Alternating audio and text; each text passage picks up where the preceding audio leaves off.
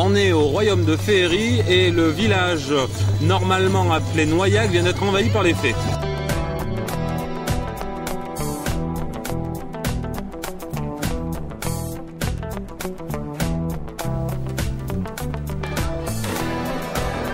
Beaucoup d'animations sur du conte, de la déambulation, du théâtre de marionnettes, de la balade contée, un marché fantastique, fantastique à plus d'un titre, des expositions, une foire du livre avec une quinzaine d'auteurs, que du bonheur. L'idée initiale c'était de faire une grosse manifestation finalement qui pouvait éventuellement être itinérante sur les 13 villages de la communauté de communes des villages du Midi corrézien et donc de donner une autre image à la communauté de communes et de voir d'une autre façon notre patrimoine.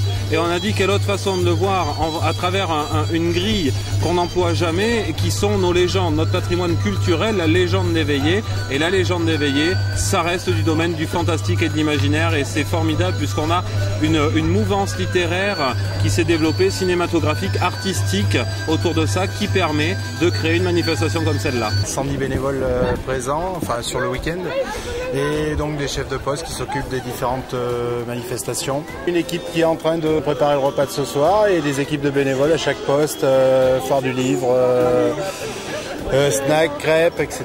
quoi. Tout le monde présent à ses postes. Parking très important. On s'occupe du festival mais on ne voit rien du tout du festival, c'est les postes les plus durs à tenir.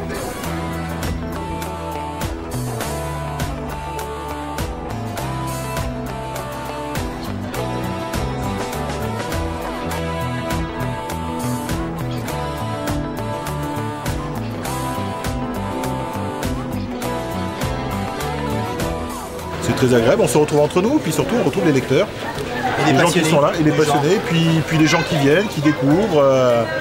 Pour un auteur c'est très important parce que finalement quand on écrit un livre, voilà, on n'a pas forcément les lecteurs après ça qui sont là, on sait après ça des fois, c'est là qu'on peut se rendre compte si les gens ont aimé notre livre, d'avoir un retour, de savoir si on a fait rêver quelqu'un, ce qui est le plus important pour un auteur je pense. On communique beaucoup dans le milieu déjà de gens qui connaissent l'imaginaire et puis après on explique beaucoup à travers vos médias, à travers les radios, à travers beaucoup de choses de manière à expliquer qu'on n'est pas seulement des doudingues mais que c'est vraiment une forme d'art.